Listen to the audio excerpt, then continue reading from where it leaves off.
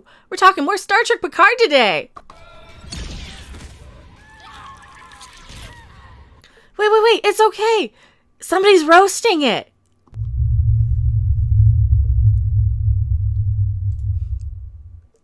Hello everyone, I am Mecha Random 42, the one, the only, the original, your favorite YouTube harpy. Well, thanks to Bounding Into Comics for this one, for finding this. Invader Zim, creator Jhonen Vasquez, roasts Star Trek Picard. You guys know Invader Zim, right? You gotta order a million pizzas, and then I gotta roll around in them pizzas, and that's the story about how I turn into a giant pizza. Oh, it's Gur, he's so cute! He's the original Baby Yoda, isn't he? Just for something so cute. I love them both. Do the magic hand thing. Come on, Baby! Do the magic hand thing. I'm out of ideas. I almost need to see Gur again. Where's Gur?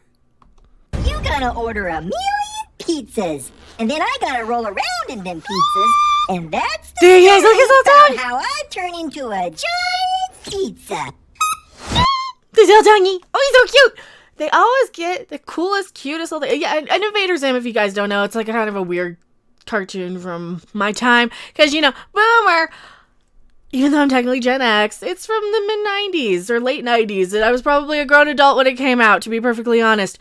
It still was really, really fun and weird and different and had a very cute robot. And, of course, Jhonen Vasquez also. You might know the comics, Johnny the Homicidal Maniac and all those. Invader Zim creator Jhonen Vasquez roasted CBS All Access's Star Trek Picard series, starring Patrick Stewart. Oh, yeah, he did. Because we all know how wonderful Picard is and how it's just improved. And, you know, the whole reason for Star Trek being the way it is right now is because of Picard and Discovery.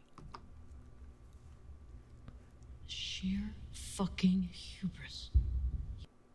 You know, that's really saving Picard right now. That and, you know, this.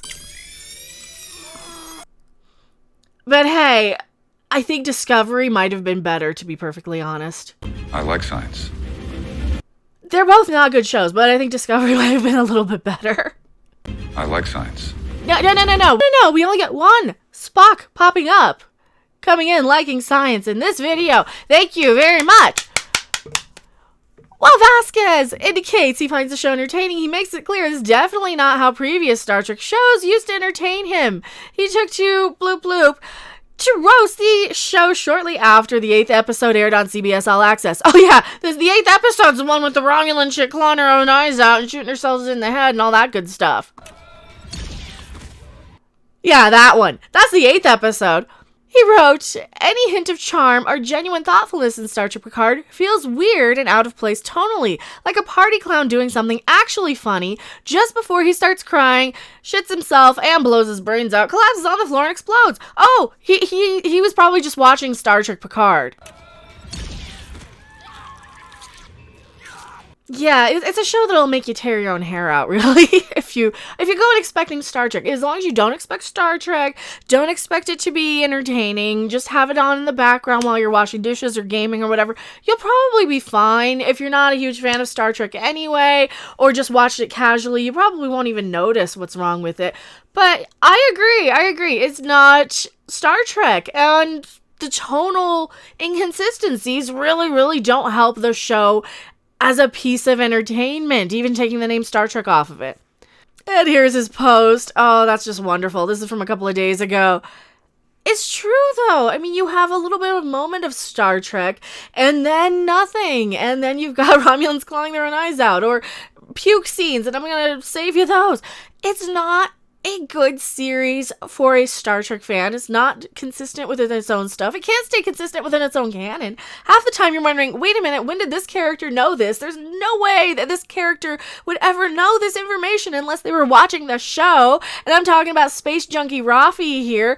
I like the actors just fine. I have nothing against them personally, you know, unless they get on their high horse and get all, Orange Man bad, you're bad because of this. I don't care. I don't have anything to do with that. I am an alien observer laughing at your species from the outside as I sort of try and fit in as one. Not doing a good job, I know. He continues. Oh, yeah, he didn't stop there. He continued to mock the show for its flash. He sarcastically wrote, "But this explosion is crazy expensive and cool looking.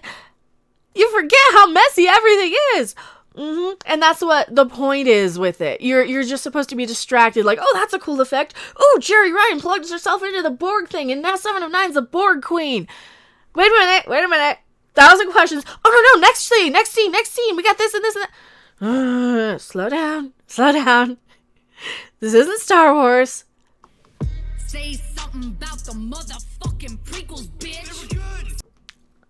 Yeah. Wrong Star Wars, but you know what? I'll take it. It's a different one for a change.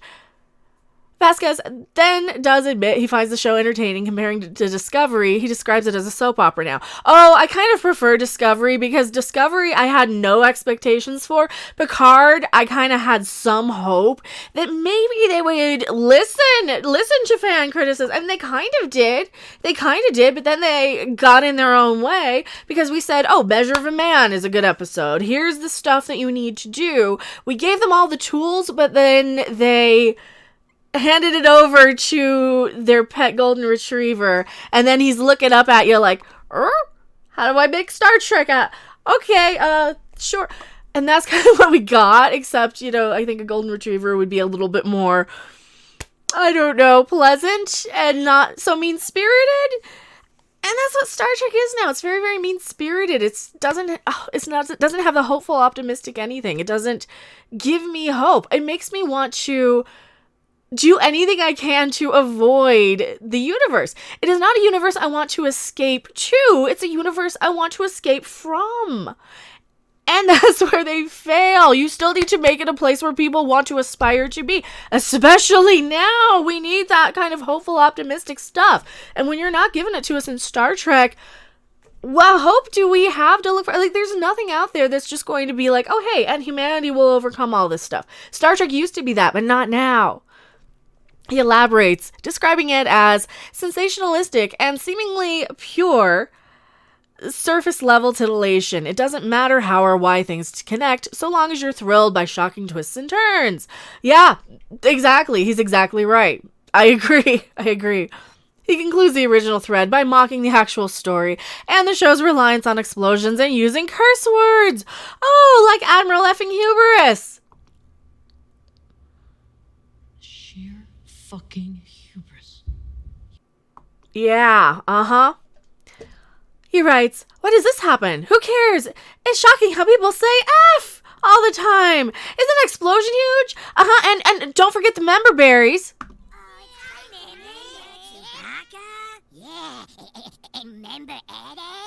Yeah, that's the rest of the show is, hey, remember Riker? Remember Picard? Remember 7 of 9? Remember Hugh of Borg? Hey, remember the Gormagander from Discovery? They're even doing member berries for Discovery now! Oh. He would then respond to a comment from Invader Zim voice actor Ricky Simmons. Simmons states, Picard is the only soothing factor in the show. He himself feels like an anchor to a much more enlightened time, now stuck in this awful future. I think the writers feel they're being analogs to what's happening here and now, but have never liked analogy in Star Trek. Vasquez responded, I agree there. Star Trek was always able to tackle darker issues, but usually with alien races standing in for humanity's throwback traits, aggression, jealousy, injustice, etc. The new show just states that the Enlightened Humanity thing was just a phase. Oh, bravo. Exactly what we've been saying for years. This is why I do this on YouTube, is because they started this crap in Discovery. I like science. Not the comical relief part of Discovery from season 2, but no, they started this crap in Discovery. I was a gaming channel until then. And I found this community through Star Trek. And then a couple months later, Star Wars happened. You can't stop me, I'm a Jedi from Jakku. Yeah, so that's why I'm here. And that's why I'm still doing this, because I care about this. Oh, and Doctor Who. Don't get me started on Doctor Who. I actually care about these properties. I give a crap. I want them to succeed because they're the things I like. I like the escapism. And when they're not giving me that, I got to go to other things for that. And you know what? Star Trek needs to be better. They really, really need to be better. It continues. Other users thanked Vasquez for putting together words needed to describe their issues with Star Trek. Oh yeah, and if you guys are brand new, definitely hit like, subscribe, share. We talk about this all the time. I talk about this on my channel. We talk about this with the guys on Midnight's Edge. We have been covering this for the longest time. I am happy that somebody who has a blue check mark isn't so out of touch, at least on one thing. I don't know anything about him other than, you know, he created Grr. Also, thank you so much for subscribing. You know, every sub gets a jiggle because we're that kind of channel. Thank you guys so much for subscribing. And, you know, I'm just happy that the guy who created Grr. You gotta order a million pizzas, and then I gotta roll around in them pizzas, and that's the story about how I turn into a giant pizza. He's so cute! Has something nice to say against Picard, I guess. I was gonna say about Picard, but no, it really was a slam on it. Something nice to say against the Picard series. I got Mecha Random 42. I'll see you guys on the next video, live stream, or wherever. Bye! Thanks for watching! If you liked it, make sure to hit that like button, and if you want to see more, don't forget to subscribe. See you in the next video. Bye!